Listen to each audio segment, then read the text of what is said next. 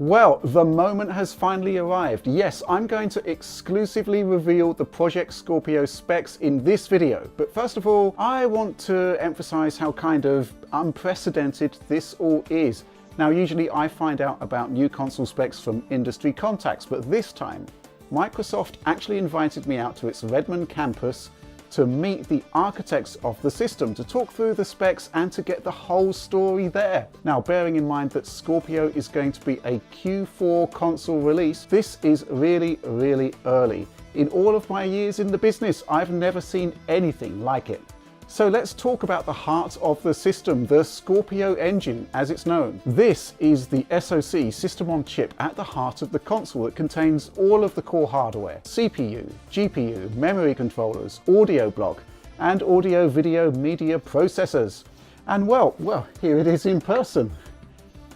And well, this is actually an early production chip straight off the production line, a really nice memento from my trip. It's a 16nm FinFET chip produced by the giant TSMC. So about 360mm square with 7 billion transistors. Okay, so let's talk specifics here, and we'll start with one of the biggest points of controversy in the current gen console designs: the CPU. Now, back when I did my Scorpio spec analysis in the wake of its E3 teaser last year, I pegged the new console as retaining the same Jaguar cores as the Xbox One, but with an upclock in place. Mainly because the Scorpio engine would already be big owing to the large GPU size, and also because, well, Microsoft promised 8 CPU cores, which sort of rules out anything else. Plenty of speculation surrounded a Ryzen implementation, which I always thought unlikely, but the truth is, well, actually a little bit more complicated.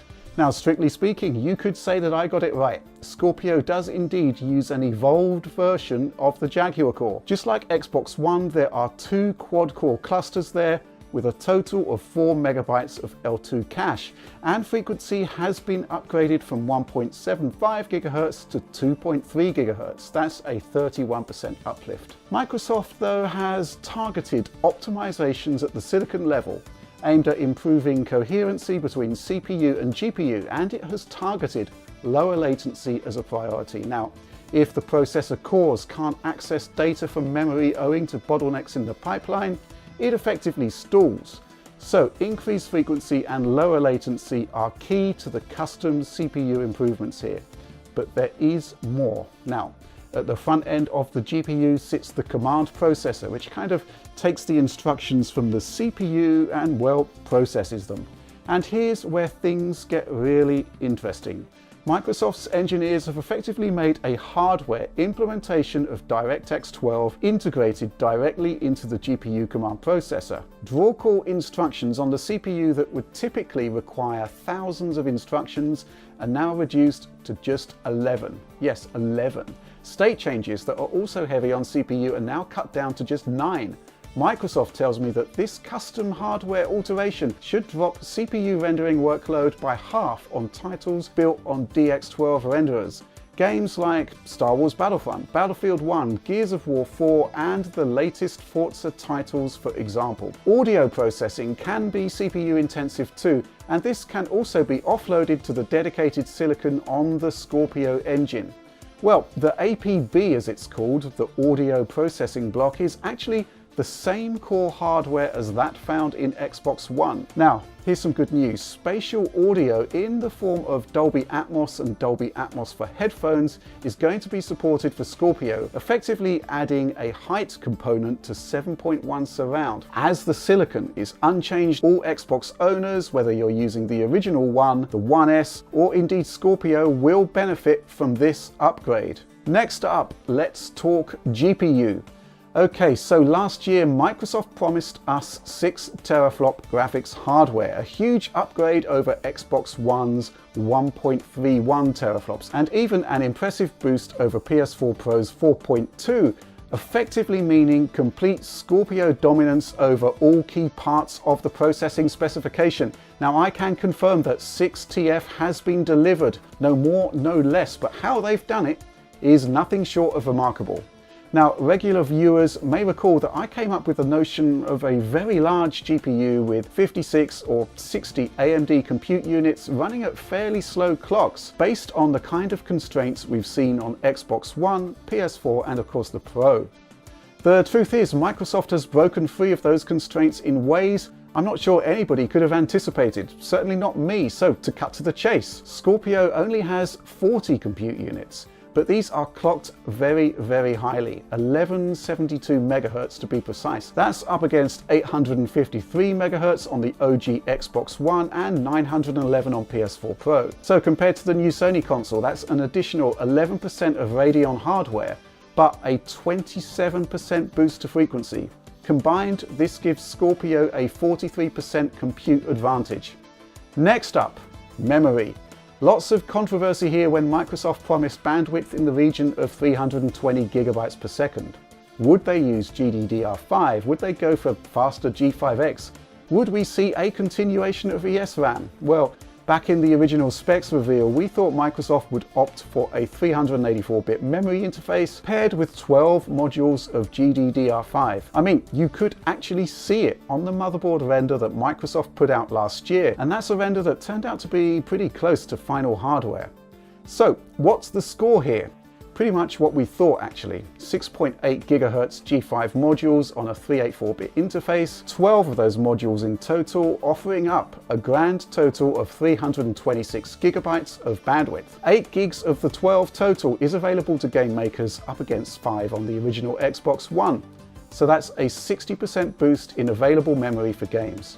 However, system reservation has also gone up. It's increased by 1 gigabyte to 4 gigs. So Scorpio's dashboard, well, now that can render at native 4K, something that wasn't possible on Xbox One S. Okay, so Microsoft has delivered, or indeed over-delivered, on all promises thus far. But part of the reason I was invited to their HQ to talk to the people who made Scorpio was to understand that this is more than just a collection of off-the-shelf AMD parts. There's customization here. Deep customization, and a lot of it. So Scorpio is a mid-gen refresh, right?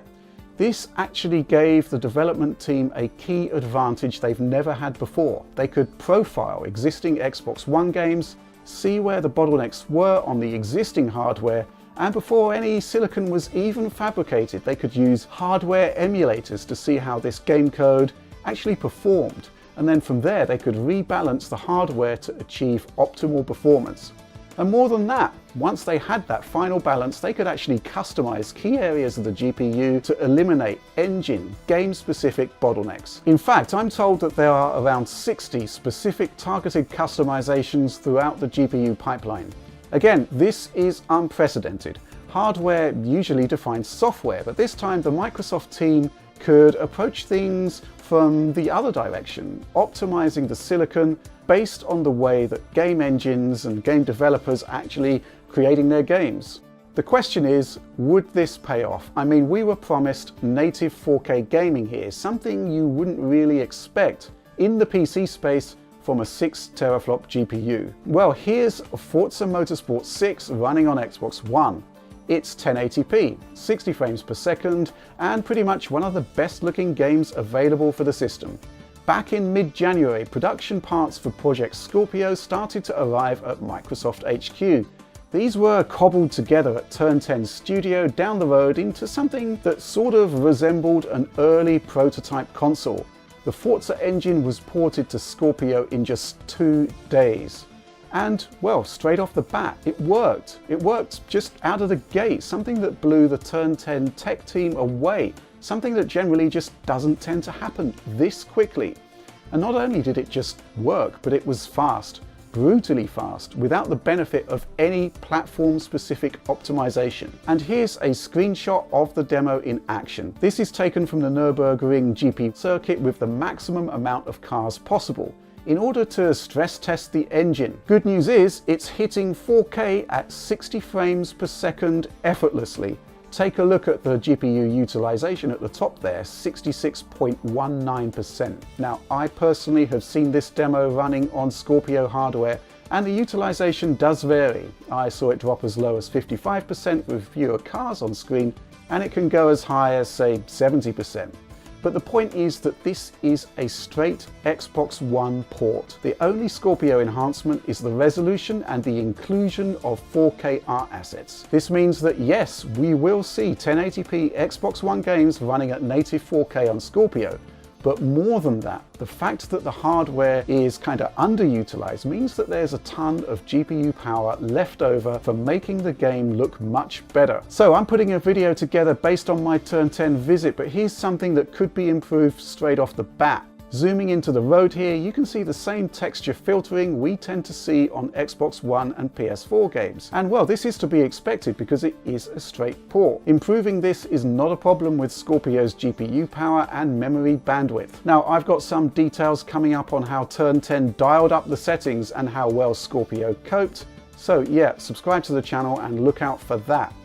Now here's the thing, this is just one game, of course, but you know what? Based on what I saw here, the concept of the amazing looking Forza Horizon 3 running at native 4K 30 at something approaching the PC's ultra settings doesn't seem outlandish, and I can't wait to see what the team has come up with for the inevitable Forza Motorsport 7. Now, I didn't see anything else running on Scorpio, but I'm told that the scalability offered by the new hardware in terms of running 1080p and even 900p engines at 4K is there on other titles, other engines. And in actual fact, Microsoft is indeed aiming for 900p games to run natively at 4K too. Now this will take more work, but they reckon it's doable based on all the profiling they've done. But you know, there's actually more to the story here. I mean, looking back at those specs, the fact that Scorpio is running its GPU at 1172 MHz locked is pretty huge.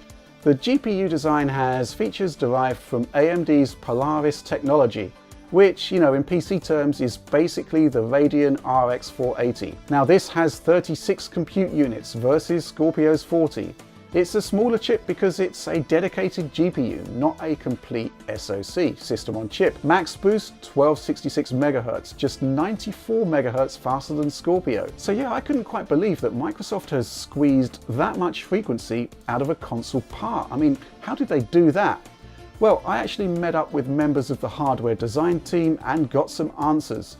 So it turns out that efficiency in the Scorpio design isn't just baked in at the silicon level, it's there throughout the entire box. So here's the thing, Microsoft implemented what it has dubbed the Hovis method, named after the guy who came up with the concept. What that means is this: every single Scorpio engine processor that comes off the production line has its own power characteristics, well, because every piece of silicon is ever so slightly different. Rather than apply the usual one-size-fits-all power delivery system, every Scorpio motherboard is balanced with its specific processor. It helps to keep heat down and ensures peak efficiency. Now, of course, this is a big processor and it still gets hot. So Microsoft spares no expense here in using a vapor chamber cooling assembly, very similar in design to the high-end coolers used on the GTX 1080 and 1080 Ti graphics cards. There are no vents on top of the Scorpio console. Heat is pushed out through the back of the machine via a large centrifugal fan. So here's the bottom line. Scorpio is very fast, not just in terms of overall performance, but specifically in its clock speeds. Microsoft has tried to keep heat generation down as much as possible via efficiencies in power delivery, and sorts out the heat that remains via a state-of-the-art cooling solution, one that I've never personally seen deployed on a mass-produced piece of consumer electronics hardware. This, my friends, is hardcore, but there's actually even more to this story, much more. I'll be making more videos about Scorpio and its cutting-edge feature set as soon as I can, but what's clear from my visit is that the Xbox team obviously hasn't taken losing the performance crown to Sony lightly. This is the full force of one of the world's biggest companies focusing intently on producing the most powerful games console ever made. So yeah, much more to this story, much more to come. So for example, Microsoft really don't want 1080p users to feel left behind, so all Scorpio games will super sample down to 1080p from full 4K, and all game modes, high performance, high resolution, whatever, these will be available to all users regardless of their display. Now this is something that kind of wound us up on PS4 Pro, won't be an issue on Scorpio. Game DVR gets a 4K 60 HEVC video upgrade too. And as for back compat, well, that's another huge story in its own right.